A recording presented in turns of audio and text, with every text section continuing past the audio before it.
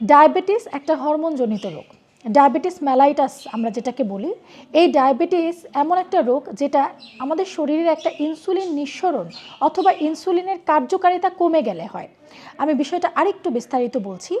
আমাদের প্যানক্রিয়াসের beta sell থেকে একটা হরমোন নিঃসরণ হয় যেটার নাম হচ্ছে ইনসুলিন। এই ইনসুলিনের কিন্তু আমাদের শরীরে বিভিন্ন ধরনের কাজ আছে, যেমন ব্লাড সুগারটাকে নিয়ন্ত্রণ করে রাখা, আমাদের শরীরের প্রোটিন সিনথেসিস করা, আমাদের শরীরের ফ্যাটগুলোকে ভালো উপায়ে জমা করে রাখা এবং এই শরীরের ব্লাড সুগারটা যেন কোনোভাবে বেড়ে না যায় এবং ব্লাড সুগার বেড়ে যাওয়ার কারণে যেসব কমপ্লিকেশন হয় সেগুলো যেন না হয়, সেটাকে নিয়ন্ত্রণ করে রাখাই হচ্ছে এই ইনসুলিনের কাজ। একটা সুস্থ মানুষের শরীরে এই ইনসুলিন খাবার খাওয়ার পর পর্যাপ্ত পরিমাণে ইনসুলিন নিঃসরণ হয়। তখন দেখা যায় এই যে খাবার খাওয়ার কারণে যে ব্লাড সুগার লেভেলটা একটু বেড়ে গেল, সেটা আবার নিয়ন্ত্রণে চলে আসে।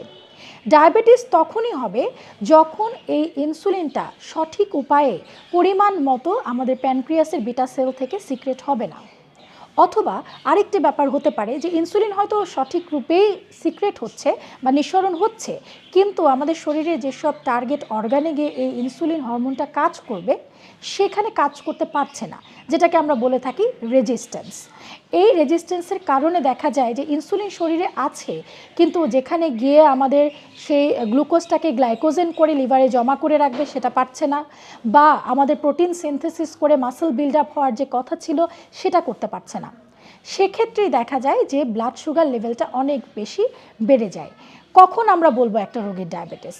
যখন দেখব ব্লাড সুগার লেভেলটা খালি পেটে 7 মিলিমোল পার লিটারের বেশি এবং খাওয়ার 2 ঘন্টা পরে সেটা 11.1 বা তার বেশি হয়ে গিয়েছে, সেটাকে আমরা বলবো ডায়াবেটিস। তবে ডায়াবেটিস ছাড়াও কিন্তু আরেকটা টার্ম আছে, সেটা হলো প্রি ডায়াবেটিক। সে জিনিসটা কি? অনেক সময় আমরা দেখতে পাই যে ব্লাড সুগার লেভেলটা খালি পেটে 7-এর বেশি যায়নি, সেটা 6 বা 6.5 এরকম রয়ে গেছে, যেটা আসলে ডায়াবেটিক বলা যাচ্ছে না। কিন্তু নর্মাল যে ব্লাড সুগার লেভেল সেটা তো 5.6-এর নিচে থাকতে হবে, সেটাও কিন্তু নেই। এই যে মাঝামাঝি পর্যায়ে একটা ব্লাড সুগার লেভেল, এটাকে আমরা বলে থাকি প্রি ডায়াবেটিক।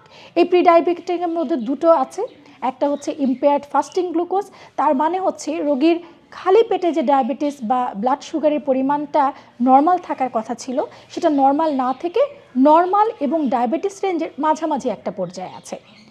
আরেকটা আছে ইম্পেয়ার্ড গ্লুকোজ টলারেন্স, এর মানে হচ্ছে খালি পেটে রোগীর ব্লাড সুগার লেভেলটা একদমই নর্মাল থাকছে, কিন্তু যখনই রোগী খাচ্ছে তার 2 ঘন্টা পরে দেখা গেল যে ব্লাড সুগার লেভেলটা 11.1 বা তার বেশি না, 7-এর নিচেও না, এর মাঝামাঝি একটা পর্যায়ে আছে। এই দুটাকে মিলে বলা হয় প্রি ডায়াবেটিক। কেন ইম্পর্টেন্ট? কারণ এই যে প্রি ডায়াবেটিক পেশেন্টগুলো আছে, এটা তারা যদি তাদের লাইফস্টাইল মডিফাই না করেন, তারা যদি ক্যালোরি ইনটেকের ব্যাপারে সচেতন না হন, তাহলে কিন্তু খুব শীঘ্রই তারা ডায়াবেটিক রোগীতে পরিণত হবেন।